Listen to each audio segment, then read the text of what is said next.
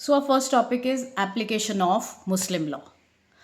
Application means who are those persons upon whom Muslim personal law, that is Muslim family law, is applicable. So we must find out who is a Muslim.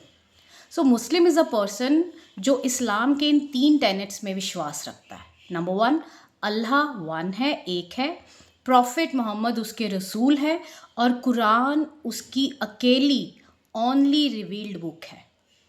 Then इस person के ऊपर मुस्लिम law लग जाएगा. अब Muslims को हम 2 categories में बांट सकते हैं, Muslim by birth and Muslim by conversion. इन दोनों काइंड ऑफ मुस्लिम्स पे एप्लीकेशन ऑफ मुस्लिम लॉ रहेगी. Firstly Muslim by birth. तो इसमें क्या आएगा कि जिसके दोनों पेरेंट्स मुस्लिम हैं उस पर्सन को मुस्लिम प्रिज्यूम किया जाएगा. लेकिन क्वेश्चन वहाँ पर अराइज हो जाएगा अलग से कि जिसके एक पेरेंट मुस्लिम है, फॉर एग्जाम्पल उसके फादर मुस्लिम है और उसकी मदर हिंदू रिलीजन को बिलोंग करती है. तो यहाँ पर हमारे पास 2 लीगल पॉइंट्स हैं. शरीयत लॉ मतलब जो कुरान पे बेस्ड है, वो कहता है कि जिसके एक पेरेंट मुस्लिम है तो चाइल्ड को हम मुस्लिम कंसिडर करेंगे.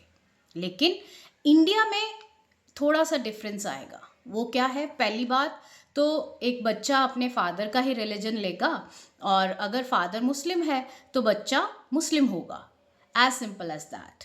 हाउएवर अगर पेरेंट्स अलग रह रहे हैं, सेपरेटली रह रहे हैं, देन और फॉर एग्जांपल बच्चे को माँ पाल रही है, उसकी ब्रिंगिंग जो ब्रॉटअप उसको कर रही है माँ कर रही है और माँ हिंदू है, बच्चे को हिंदू लॉ के अकॉर्डिंगली पाला जा रहा है, तो ऑटोमेटिकली यहाँ पर लॉ फ्लेक्सिबल हो जाएगा और वो बच्चे को हम हिंदू मानेंगे. ऑब्वियसली इन सभी कंडीशंस में मुस्लिम लॉ लगेगा, लेकिन इस कंडीशन में जहाँ पे उस बच्चे को हिंदू लॉ के अकॉर्डिंगली पाला जा रहा है उस बच्चे पे मुस्लिम लॉ नहीं लगेगा. अब बात आती है मुस्लिम बाय कन्वर्जन की. एक नॉन मुस्लिम पर्सन कन्वर्ट हो सकता है इस्लाम में. हमारे पास fundamental right to freedom of religion है. हम अपनी मर्जी के रिलीजन को प्रीच, प्रोफेस, प्रोपोगेट कर सकते हैं. तो कोई भी नॉन मुस्लिम इस्लाम में कन्वर्ट कर सकता है. कैसे? उसको नेसेसरी सेरेमनीज़ करनी पड़ेंगी. वो नेसेसरी सेरेमनीज़ क्या हैं कि वो अपने नज़दीक की मस्जिद में जाए, वहाँ का जो मौलवी या काजी होगा वो उसको एक कलमा पढ़ने के लिए देगा. कलमा जो कि कुरान के वर्सेस होते हैं उन्हीं में से एक कलमा उसको पढ़ने के लिए देगा. अब उसके बाद उसको एक मुस्लिम नाम दिया जाएगा एंड वो पर्सन एक्नॉलेज करेगा कि हाँ एक ही अल्लाह है और प्रॉफिट मोहम्मद उसके रसूल है. यहाँ पे हमारा टॉपिक जो है वाइंड अप होता है. बट 2 केस लॉज अगर हम इसमें ऐड कर ले तो आपको ये लॉ ज़्यादा अच्छे समझ में आएगा. फर्स्ट है राम कुमारी का केस. इसमें एक विमेन ने क्या किया, इस्लाम में कन्वर्ट किया और उसने सोचा कि मेरी पहली मैरिज ऑटोमेटिकली ख़त्म हो गई है, डिज़ोल्व हो गई है, and she performed second marriage.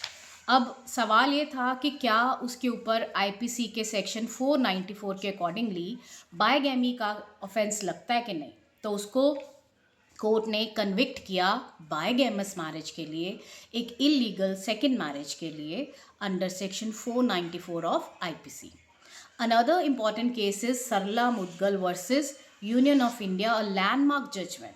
Supreme Court में इसमें 4 पिटीशंस लगी थी जिनको क्लब करके डिसीजन दिया गया था. सबके पॉइंट्स मिलते थे.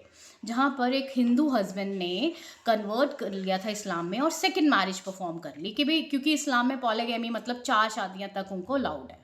पर अदालत का डिसीजन क्या रहा कि अगर एक हिंदू हस्बैंड कन्वर्ट करता है इस्लाम में और परफॉर्म करता है सेकेंड मैरिज, हाउएवर उसकी जो पहली हिंदू मैरिज है अभी भी सबसिस्ट कर रही है, मतलब डिज़ोल्व नहीं की गई, उसने डिवोर्स नहीं लिया, तो उसकी सेकेंड मैरिज बायगैमस मैरिज होगी और उसको सेक्शन 494 आईपीसी में गिल्टी हेल्ड किया गया बायगैमी के लिए. ऑफ कोर्स ये 4 अलग केसेस थे, सभी केसेस में हस्बैंड्स को कन्विक्ट किया गया था. Thank you very much.